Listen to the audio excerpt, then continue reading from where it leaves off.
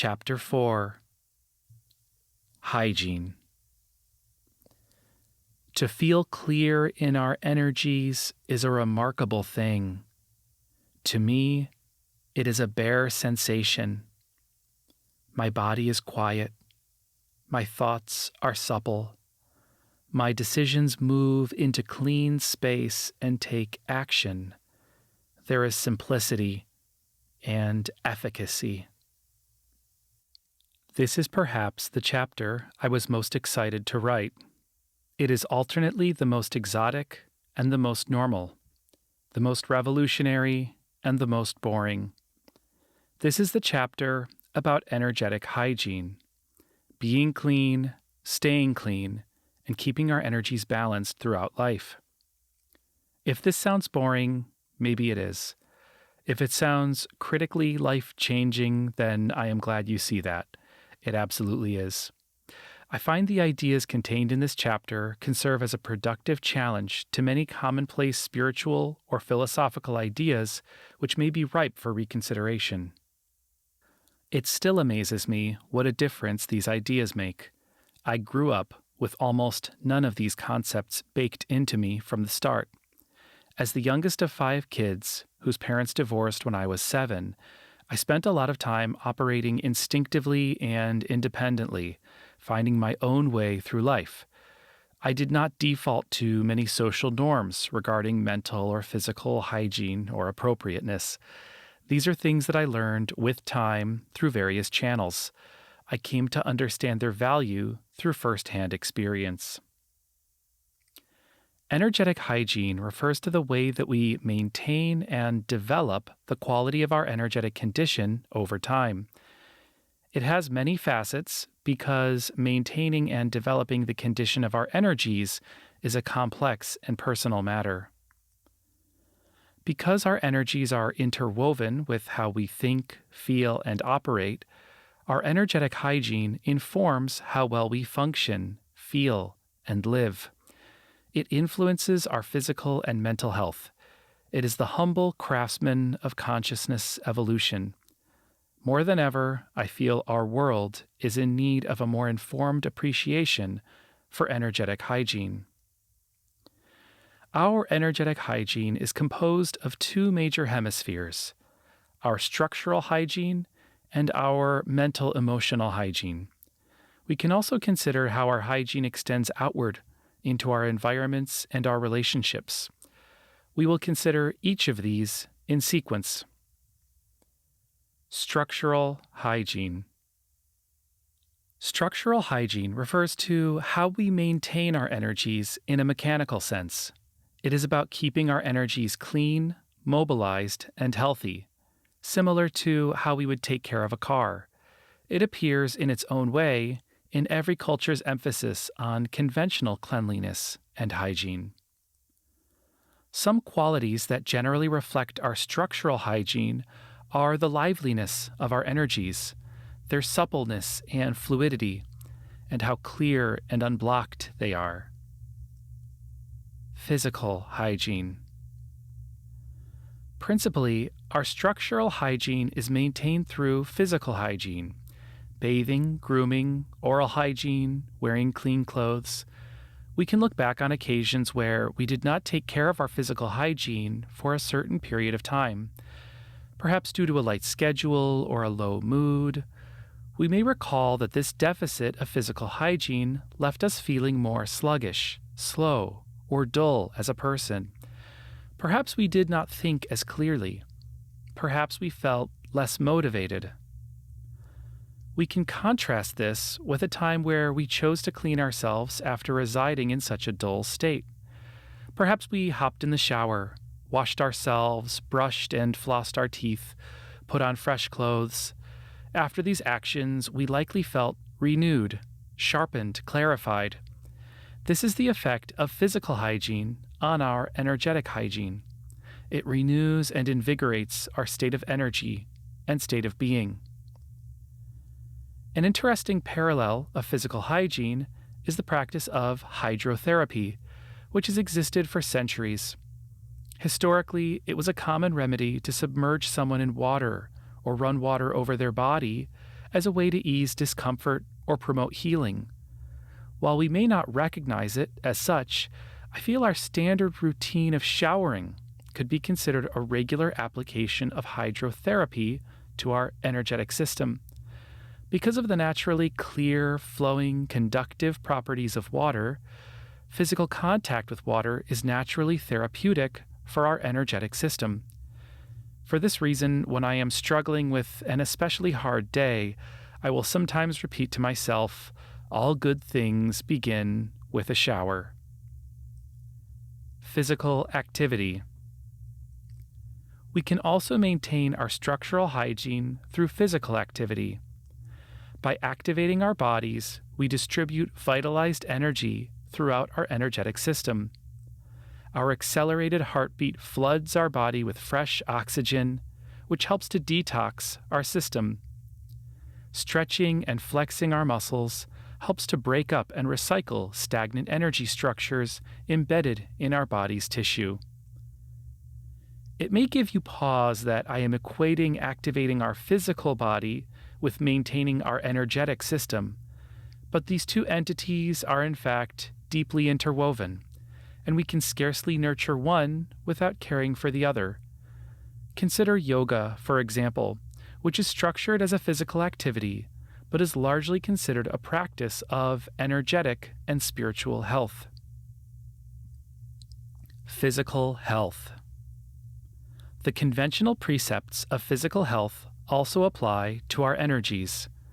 Regularly eat nourishing food, hydrate, move and stretch your body, get enough sleep. These standard healthy practices will likewise strengthen and nurture our energies. In this same regard, any activities which would degrade our physical health and promote illness or pathology would likewise affect our energies, such as smoking or intoxication. When we come down with a sickness, such as a cold or flu, we may notice that our energies feel affected, blocked, and intoxicated, and that it is harder for us to work with our energies. Energy work.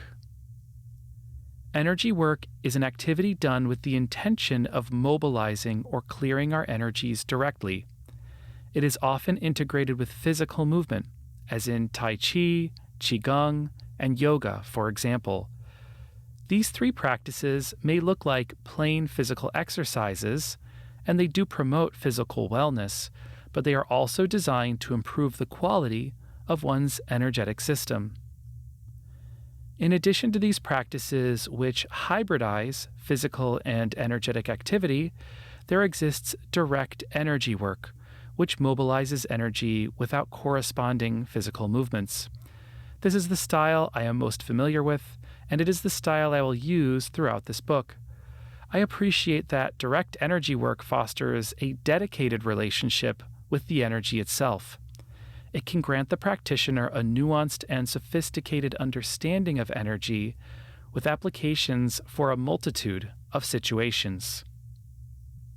Mental emotional hygiene.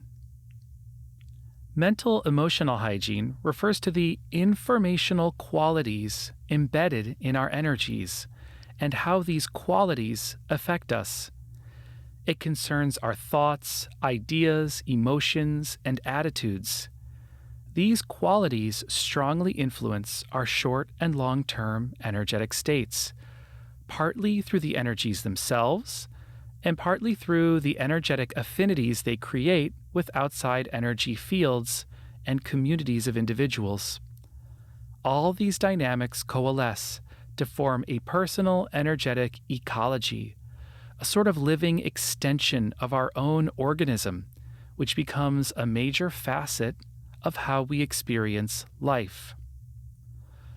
All that we choose to think, do, believe, and feel comes from within us as multidimensional people.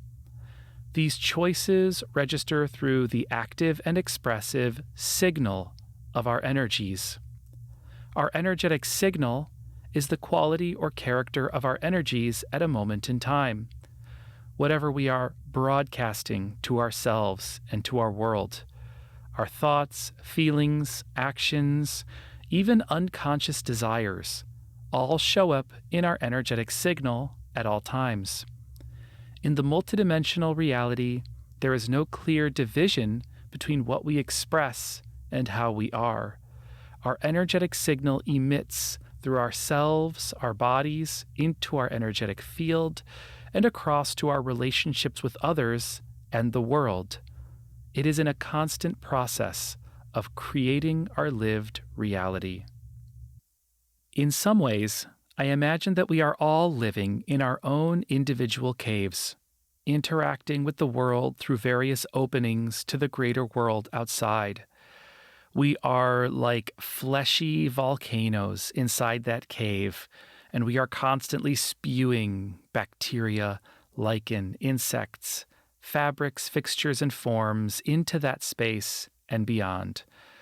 While there is a greater objective reality beyond the cave itself, we are engaged in such a deeply personal process of expressive creation that we are, in many senses, creating our lived reality. So let us consider some examples. What kinds of thoughts and emotions are we investing into our personal ecology? These are not meant to be prescriptive, but exploratory.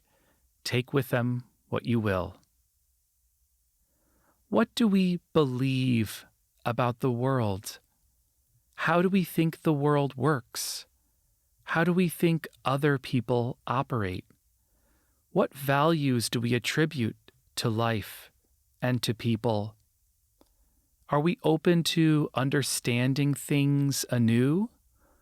Or do we adhere to fixed beliefs? All of the qualities of these beliefs and behaviors will color our energies and their corresponding outcomes. What are our common thoughts in life? Are we repetitive? Do we condemn people or the world? Do we denigrate others as inferior? Do we lament our lives? Do we come back to the past again and again? Do we fixate on the hope that an outsider will appear to clean things up? Do our thoughts probe and examine our lives? Are we curious and open to possibilities and insight? All of these thoughts will shape our energies, their function and effect, sentiment and tone. Further, broadcasting these thoughts in our energetic signal will connect us with non-physical company that is resonant with these qualities. Even our emotions can be an energetic choice. What feelings do we return to again and again? Is it almost a ritual? And do we still want it? Mental emotional hygiene is a sensitive topic because it deals with the kinds of thoughts and emotions we choose to embody. It involves the cultural mindsets we choose to explore and emulate. It even involves how we choose to feel and engage our emotions throughout our lives. Developing a mature, sincere relationship with our mental emotional hygiene naturally involves some inventory of our own cultural background. We may recognize certain styles of thinking, feeling, or acting that we wish to let go of. These are personal changes. They belong to you. Environment hygiene. Our energies also influence our broader reality by tuning the qualities of our environments. The way we think, feel, and act in our regular spaces, our bedroom, office, living room, fills these places with our energy, over time creating a sustained field of energetic character. Our habits, therefore, reinforce themselves in different spaces. We create energy fields reflective of our behavior in our environment, and that environment's field of energy predisposes that behavior in an ongoing feedback loop. Many of the prior concepts around structural hygiene apply to our spaces as well. If we clean and organize our physical space, the energies will be clearer as well. We can also directly work on the energies of our physical space through sending energies, and we may find it is easier to operate there afterward. Personal ecology. I want to say a bit about how our energies form a personal ecology. We emit thoughts, ideas, and emotions, and we exchange these with the world around us as well. Through these processes, we create an ongoing and living tissue system around us in the form of our various energies, their intrinsic qualities and reactions, and their relationships. We can think of our energies as extensions of the organism.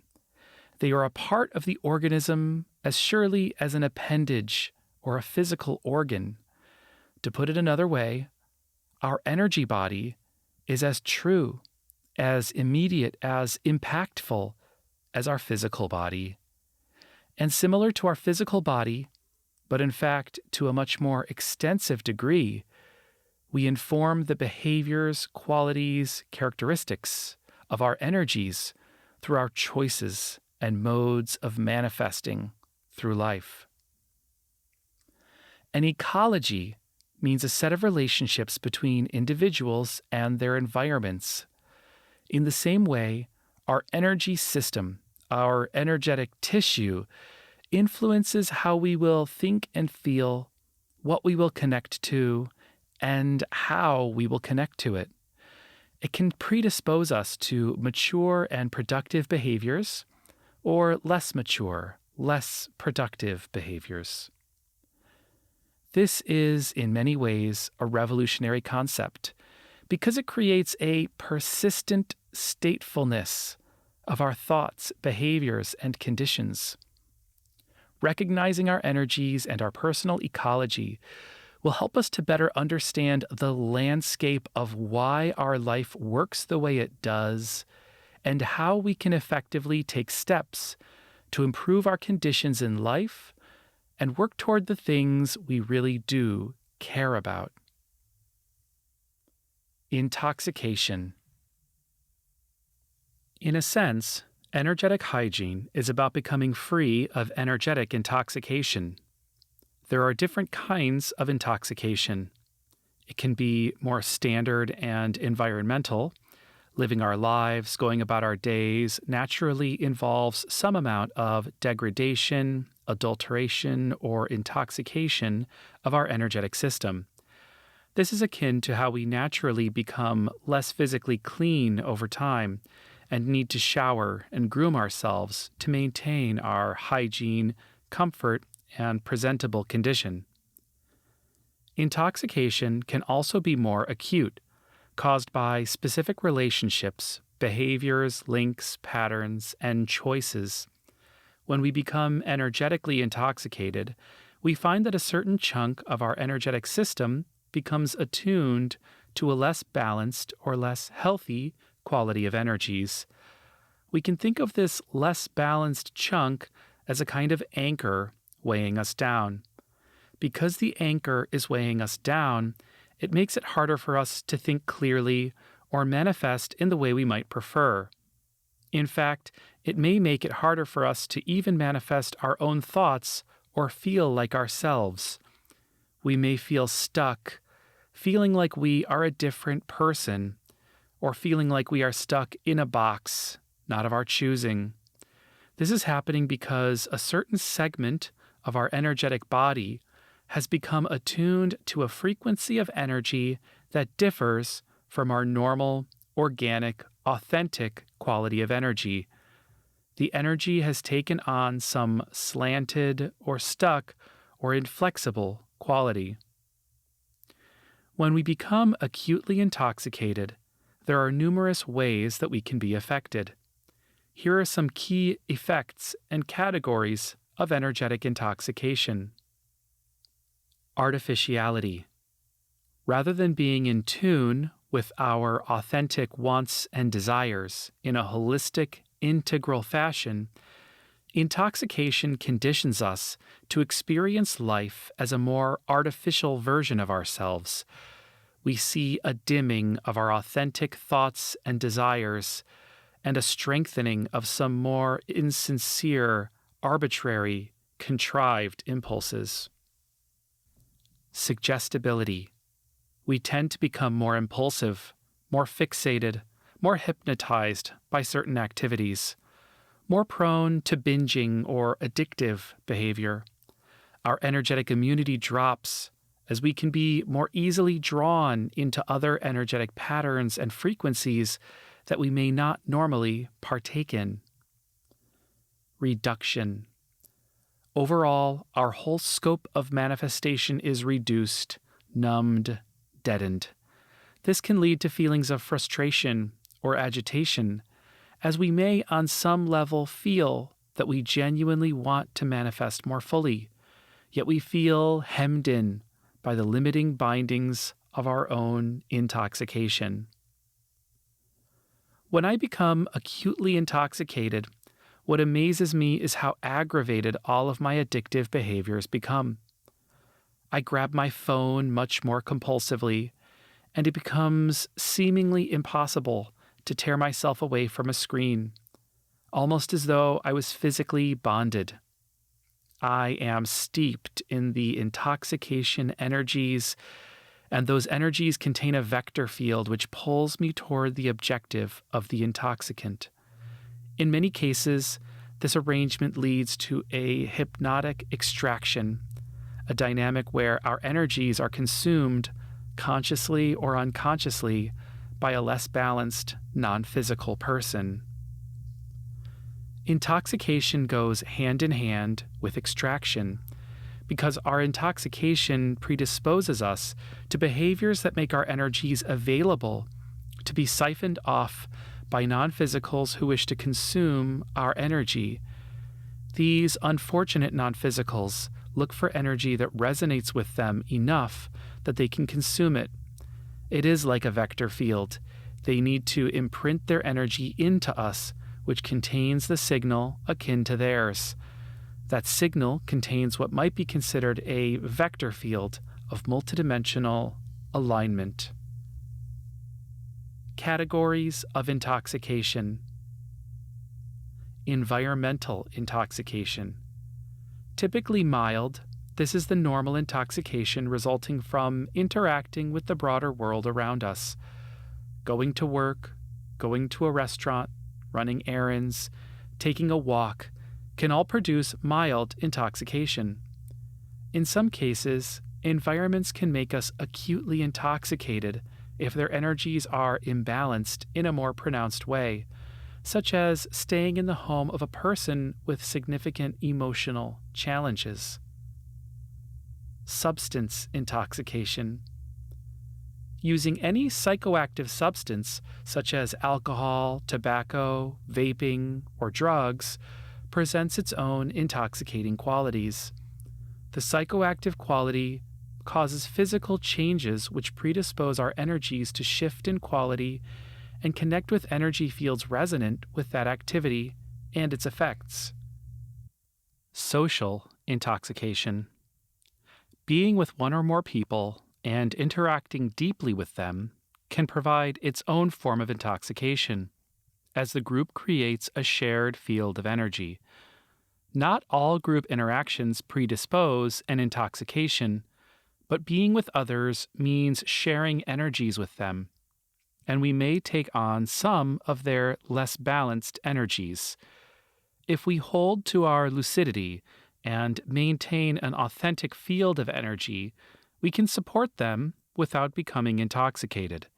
But if we allow our manifestation to diminish, we will be more likely to take on their energies and become intoxicated.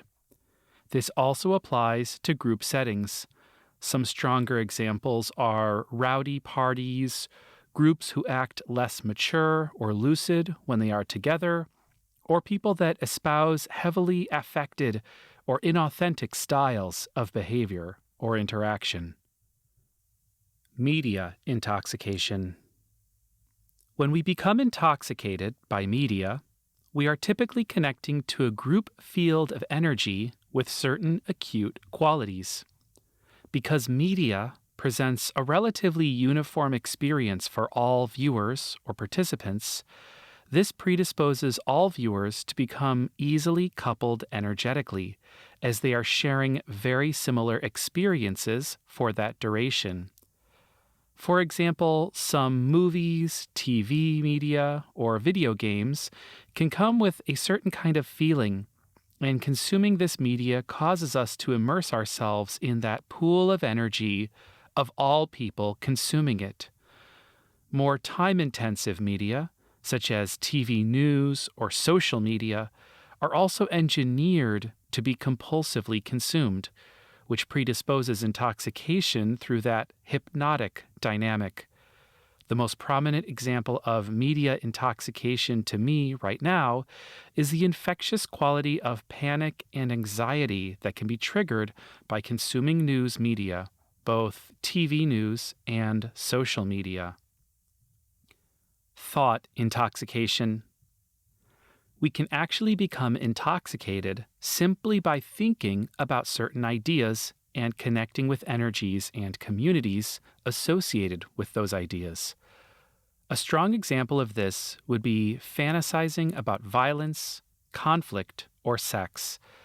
There are numerous non-physical people who are preoccupied with these and would resonate with someone who is manifesting these kinds of signals in their energy field. This would allow the non-physical to connect to a strong energy which is resonant with their interests. While our world has always had problems, challenges, and political mistreatment, I feel one source of agitation is the fact that news media today is not incentivized to help their viewers feel a sense of calm perspective or wise reassurance regarding the events of the world. Rather, presenting an ominous tone of uncertainty or danger predisposes people to continue watching the news media as they hunger for some kind of resolution. Ultimately, this kind of resolution rarely comes from the outside world. We will more likely find resolution in our personal wisdom and greater perspectives. This is one example that motivates this book's emphasis on primary self, personal ideas, and local experience. To find a healthy way to bring our power and investment back to our lives and give less of ourselves to unproductive fixations on global events. Our personal ideas in the here and now make a difference. An interesting personal example of media intoxication. I recently finished a video game where your character is stuck in a time loop at the end of the universe, and after 22 minutes of play, you watch as the sun explodes and all the people and scenery around you become eviscerated in the supernova before starting again. Because of this setting, the game had a deeply melancholic, hypnotic field of energy associated with it, and I wound up becoming quite intoxicated by playing it and connecting with that shared experience of all players. Interestingly, the game is a genuinely brilliant work of art and has won many awards. It is not a mindless game of violence, and yet, because of the emotional nuances of the experience and the group field of energy around it, I still became acutely intoxicated. Detox. Following a period of mild or acute intoxication, we can take proactive measures to return ourselves to our normal baseline of energetic quality by detoxing. In general, detoxing consists of any of the behaviors that would normally promote energetic hygiene. In particular, the supporters of structural hygiene, physical hygiene, activity, energy work, are especially effective at disrupting the accumulated layers of stagnant energy which compose our state of energetic intoxication. In my personal case, I find that drinking water, taking a shower, getting physical activity, and performing energy work, if I have the wherewithal, are especially effective. If we are coming off of an acute detox, it may be important to sever the energetic link to whatever was intoxicating us. If it was a piece of media, removing that from our space. If it was a person, trying to gain a bit of distance from them or creating a bit of energetic buffer from them by separating ourselves for a bit and sending energy to neutralize the link. If it is a particular idea or set of ideas, performing some mental hygiene by focusing on something else for a period of time, or even just a walk or a bit of TV.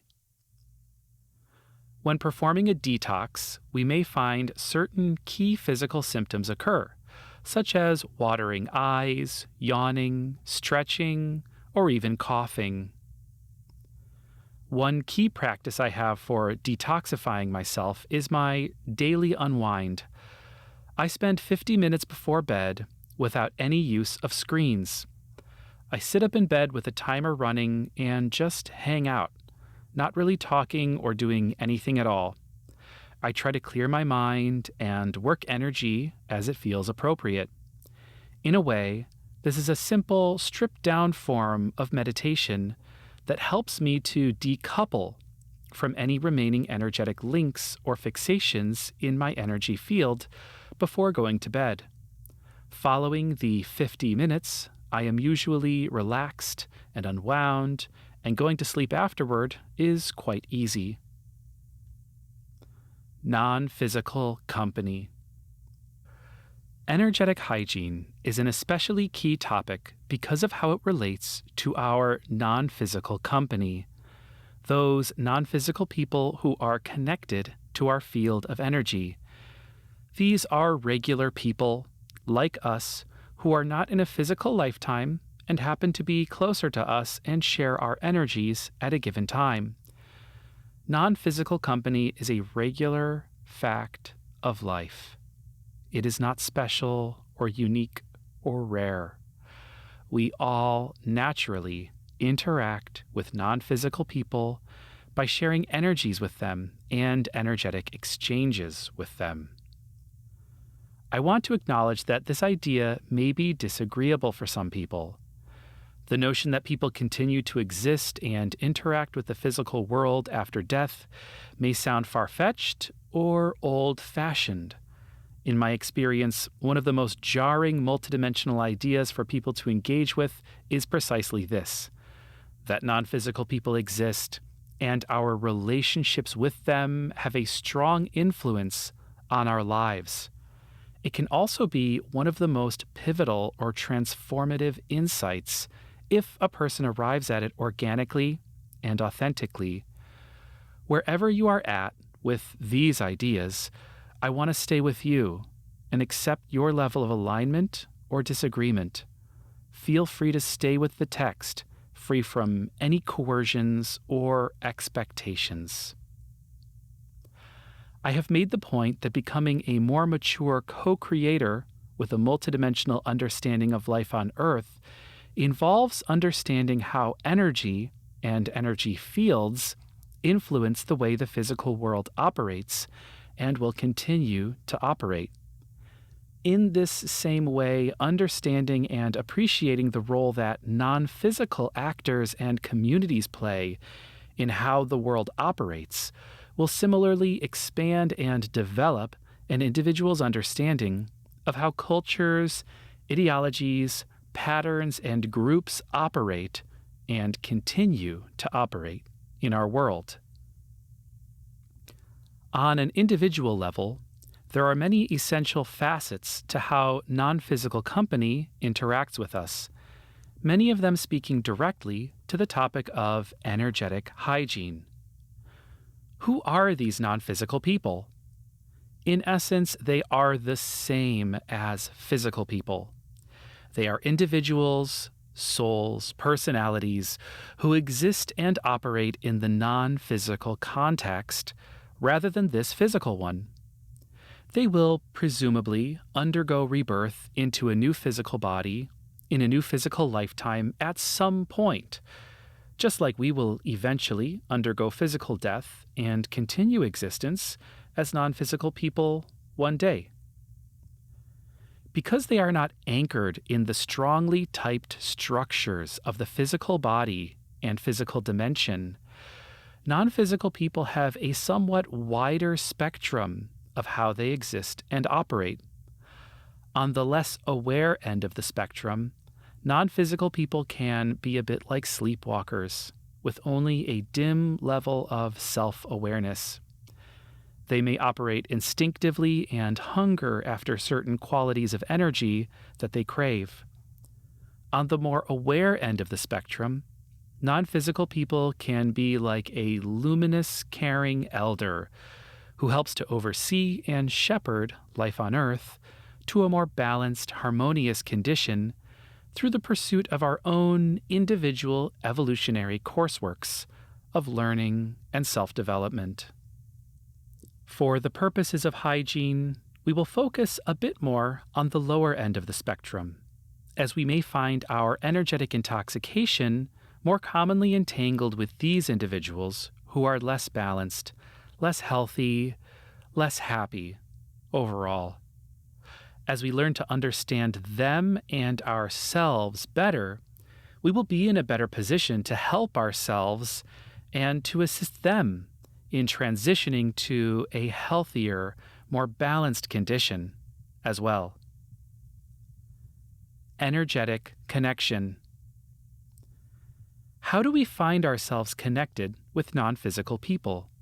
How do they become a part of our non-physical company? Your energetic state exists in a feedback loop with your non-physical company. The state of your energies will create a landing bed for non-physical people of certain characteristics. Specific signals will create a singular bridge for a certain type of person to come through and connect. We are a vast and complex ecosystem unto ourselves, and yet our intention, our thought, our deliberateness allows us to swing strongly in different directions by allowing these associations to flourish. So, if we engage certain thoughts or emotions, we can find ourselves connecting with individuals who resonate with that. Remember that our thoughts and emotions are broadcasted as part of our energetic signals. So if we begin thinking hateful thoughts, or have a sex fantasy, or start reliving the past, we may attract individuals who would be interested in connecting and participating with this kind of energy. Who are these people? In some cases, they are non-physical people who are already associated with our energetic family or group karma. Those individuals who have a closer link to us through energetic affinity across various lifetimes and centuries of existence. As we connect with non-physical people, we may enter into a feedback loop. It is like inviting someone into your home. Perhaps you enjoy tasting whiskey, and you invite a whiskey club friend to your home. And then, if this person is a little more impulsive, you wind up connecting with them and you both wind up drinking more whiskey together than you had expected. This is how non-physical company can operate. Like a person connecting with you and creating a certain social momentum to go further than you had intended. Perhaps there is a time in your life that you can look back on when you indulged or went further than you had planned or wanted to. And if you consider the quality of energies in that experience, you may perceive the possibility that there was some non-physical company there participating in your momentum of excess. Perhaps you felt a tiny bit hypnotized or more impulsive than you normally would. This is not bad or scary or rare. This is highly normal, a regular occurrence in our world at its current level of maturity and multidimensional self-awareness. I want to make the point that non-physicals do not control us outright. We are ultimately the ones in control.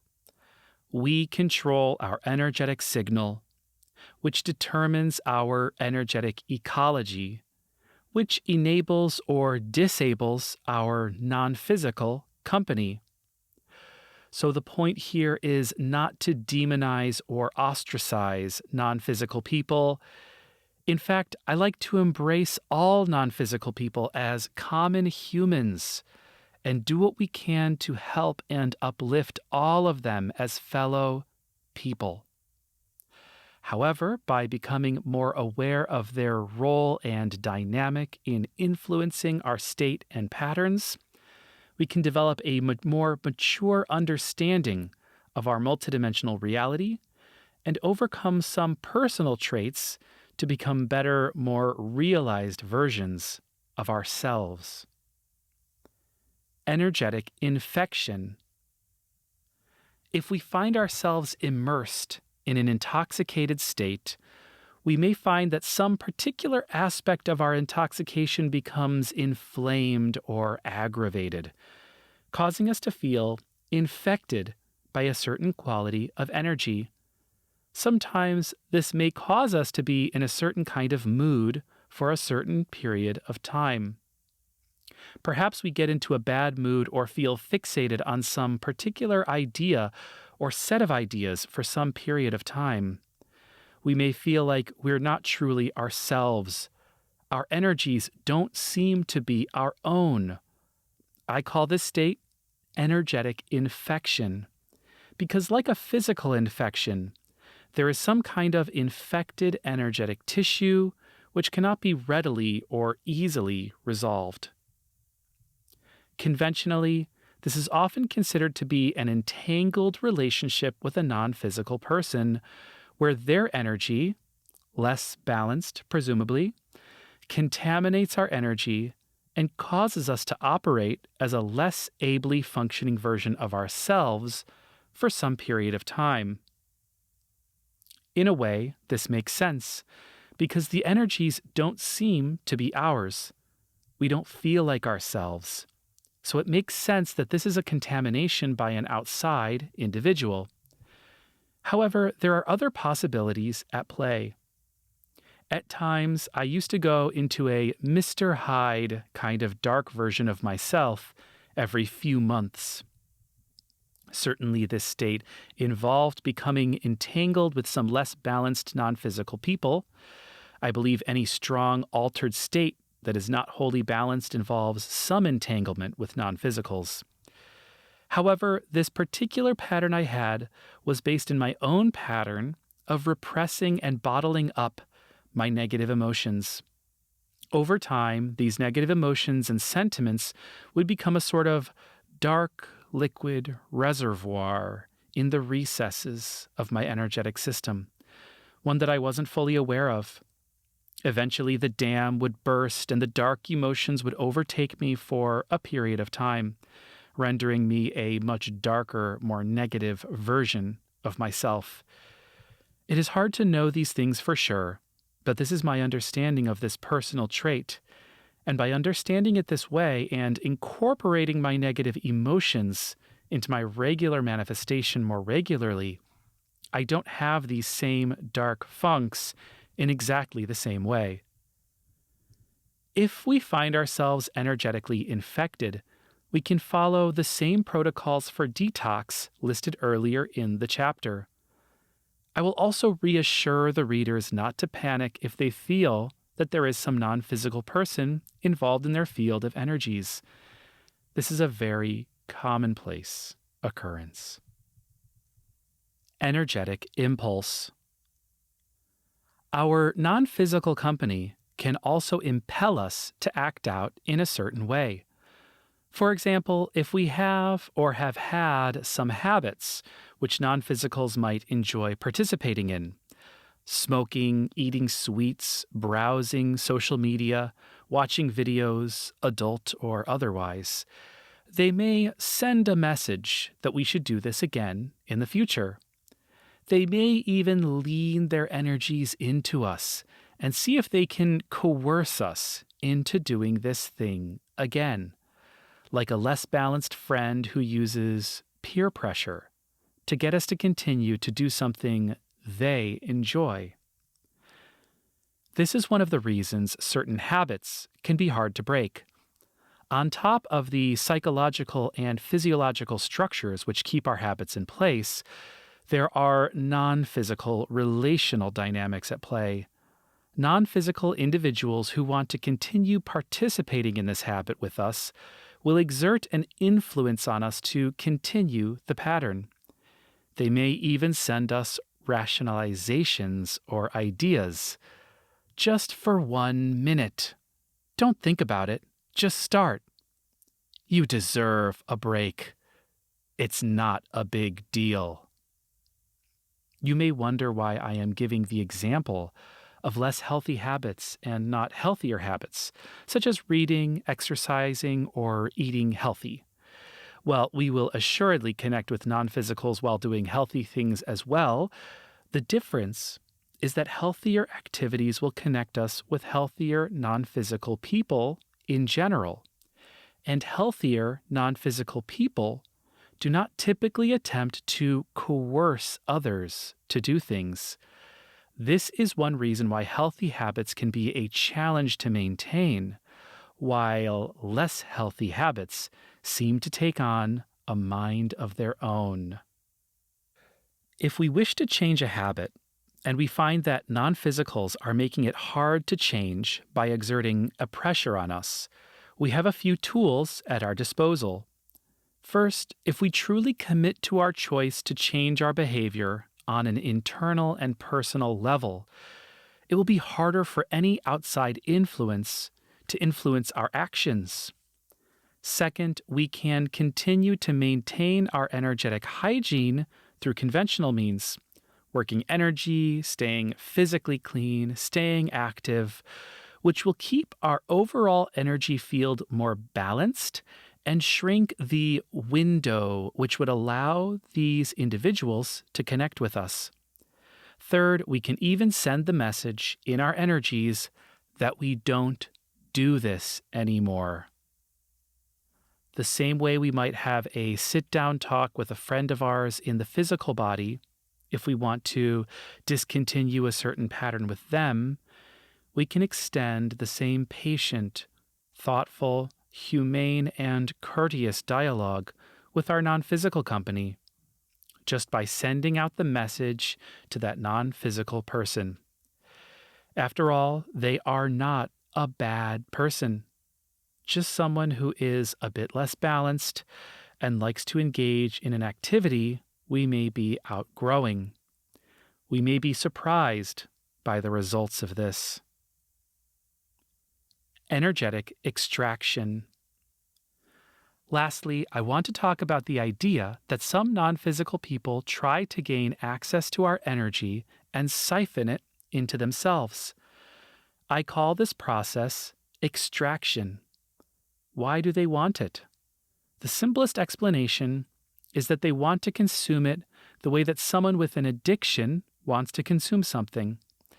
They crave stronger, more balanced energies because they aren't able to produce it themselves in their unfortunate, imbalanced condition. Rather than giving in to this dynamic, however, both parties would benefit more if we take back control of our energies and apply them constructively toward the pursuit of our well-being, our personal goals in life, and multidimensional evolution for ourselves and others. Building upon the ideas of the previous two sections, energetic infection and energetic impulse, we may find ourselves conditioned into a semi-hypnotic state at times. It is during these times that we are more highly intoxicated, more hypnotized, that we may find our energies get extracted by some non-physicals. leaving us more drained and intoxicated than before. From personal experience, I would say the main forms of extraction would typically involve any kind of behavior that could be considered addictive or a fixation. This would include drugs, alcohol, pornography, social media, doom scrolling, excessive news consumption, video gaming, online shopping, overeating, and excessive use of any phone apps. Typically, extraction will be more common in isolated activities rather than group activities, since groups do not typically experience the kind of hypnotic trance-like states where extraction is most amplified, although some do, including group versions of all the activities mentioned above. Interestingly, one can look at a list of addiction recovery groups and see that many of these groups involve behaviors that would be candidates for a kind of extraction. As with the topic of energetic impulse above, we can look at the behavioral patterns in our life and seek out ways to disrupt it. On a personal example, I have struggled at times with fixation on sexual thoughts throughout life, and I feel that this was a common entry point for a non-physical connection to drive some energetic extraction from me. How did I correct this? I had to mature and reframe my understandings of sex and intimacy and come to understand better the energetic, emotional, and cognitive behaviors at play in my person that led me to a kind of affective lack and would predispose a fixation on sexual thoughts. Ultimately, my less balanced non-physical connections were in fact a smoke signal that led me to an area where I could reframe my understandings of human worth and improve my integral energetic health. Cleanliness as a virtue. It is interesting to note how energetic hygiene calls to mind the old idea from the puritanical settlers of early Euro-American history. These individuals were focused on cleanliness as a kind of divine calling. While I doubt I would be happy living in such a community today, coming from a 300-plus year gap of culture, I have come to appreciate that their insistence on a sort of cleanliness may have been at least partly driven by an intuitive sense of how energetic hygiene imparts a quality of refinement to one's mental and spiritual state. Escapism. Escapism is rather fundamental. I have a tremendous background in escapism. I am a bit of a connoisseur in escapist behaviors. I think escapism is one of the major forces at play in our world today, and it plays into many of the more complex and relevant dynamics affecting our energetic hygienes and personal ecologies. At its core, escapism is about turning away from life. It is about being unwilling to endure awareness of the situations that life brings us. However, life is life. Life is an ongoing process of new experiences. Life is a continuous fluid of challenge and novelty, even mischief, as it subverts our expectations. We can never truly escape life. All we can do is dull our awareness or redirect our focus. But life is still there.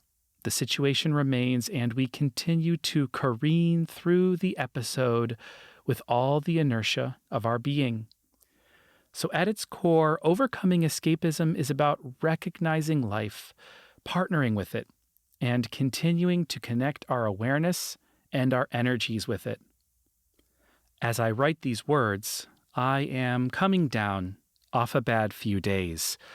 I was quite unhappy and felt debilitated by my inability to focus on things, my tendency to act out in addictive behaviors by using my phone and digital media. Today, I decided to go cold turkey and engage no use of my phone, TV, or any screens which was not in service of some functional goal. I'm not doing this to be self-punishing, but to help myself establish a space and a connection to my world around me in the form of energies. I am helping myself to break in a field of energies where I can feel relaxed and at home in my life. I am committing to this life in the present moment and committing to finding a sense of place in it where I can persist myself and not need to run away, not need to turn away or escape the various pressures, stressors, or difficult energies of my life. In doing so, I have gathered some personal ideas together, which will help to embolden me and keep me focused on this current goal. I want to keep my spirits high and not feel like a piece of crap while working on cleaning up my situation. I offer these to you in case they are helpful lenses for understanding or reframing the issue of escapism in your life. Life has an hourglass shape. We can turn downward to the bottom half where we turn to darkness, a lack of awareness, or a more comfortable regression into a world more aligned with our comfort and our easier sense of self.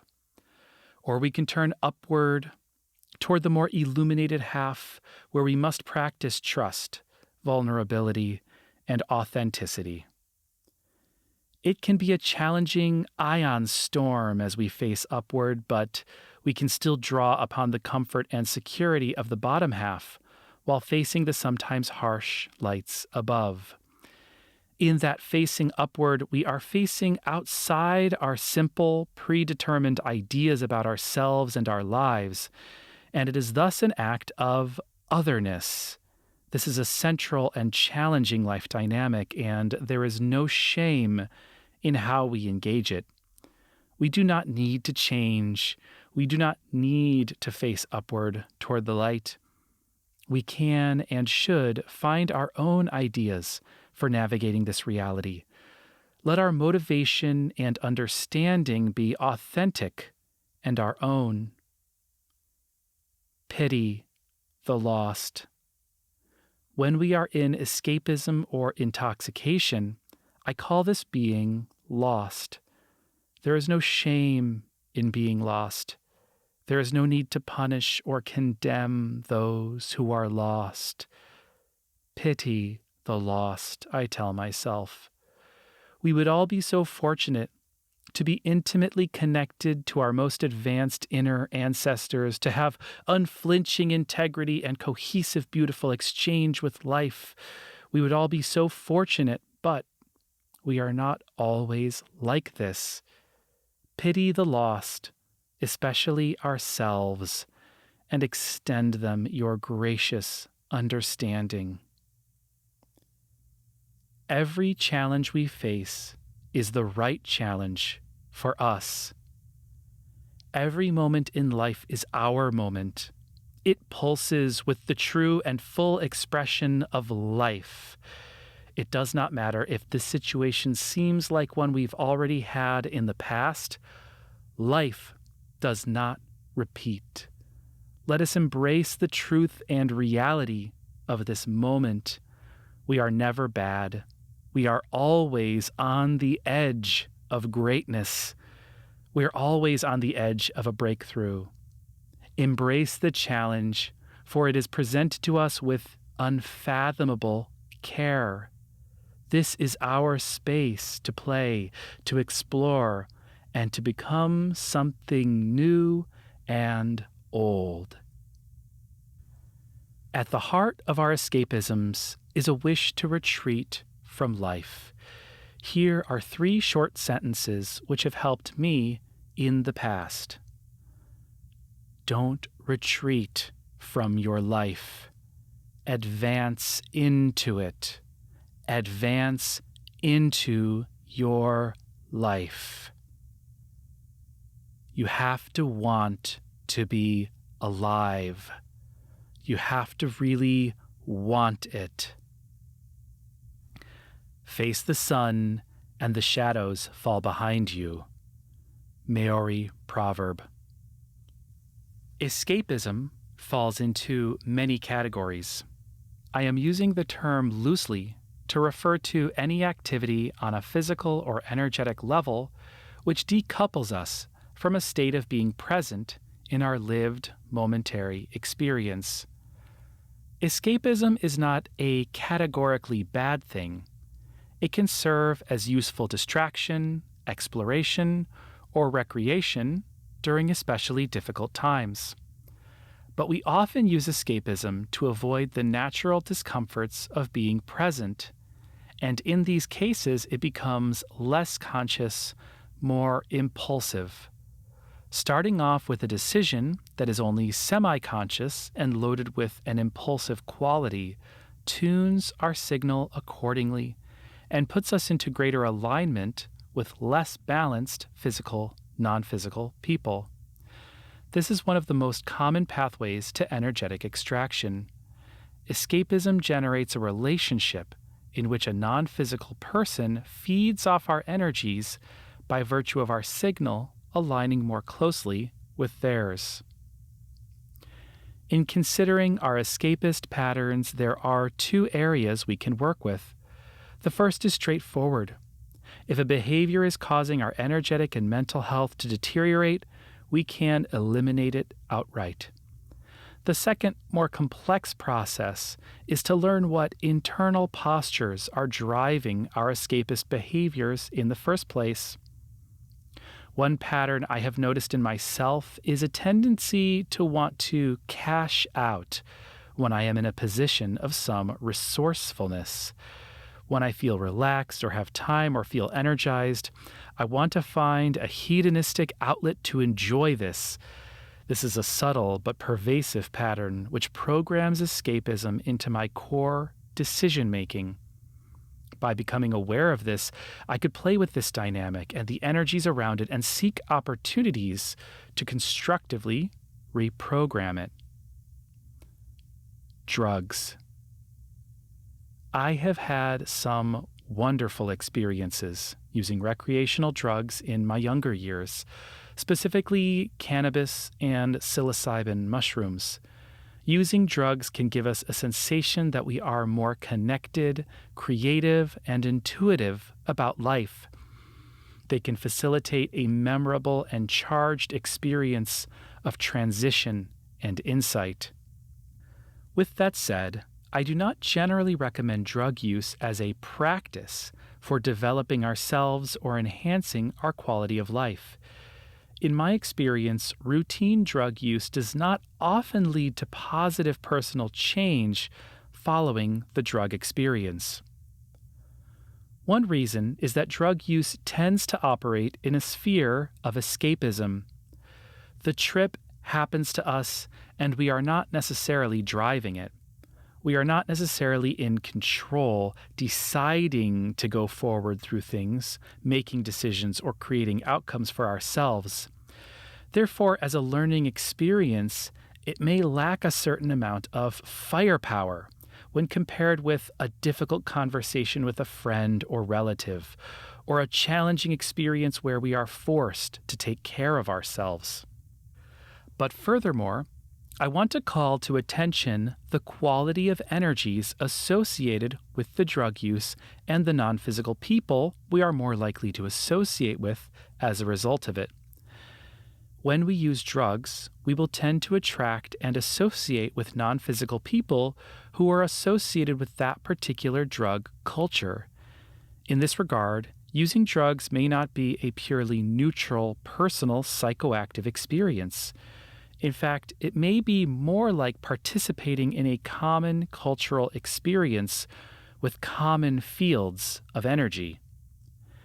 In this regard, using the same physical drug in a different context may produce different energetic experiences.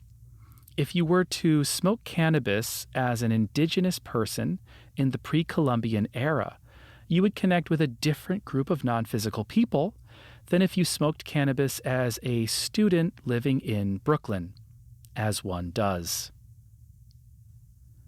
Promiscuous thoughts. we will do well to consider the bias of particular energy frequencies at play in our world.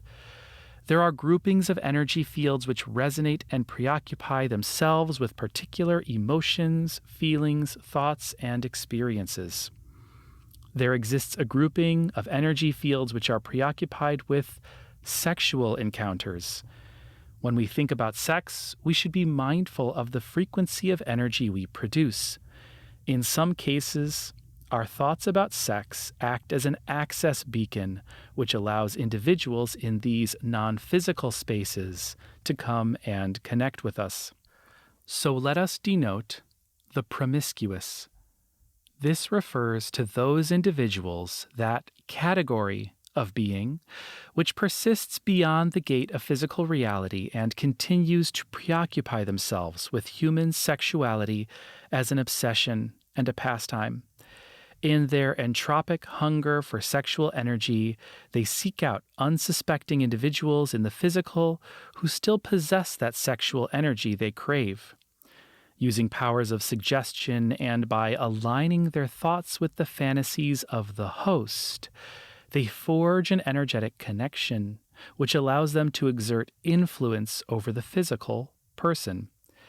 They will reinforce and even suggest images or ideas to further stimulate our desire. Following release, we may feel strange, drained, frustrated.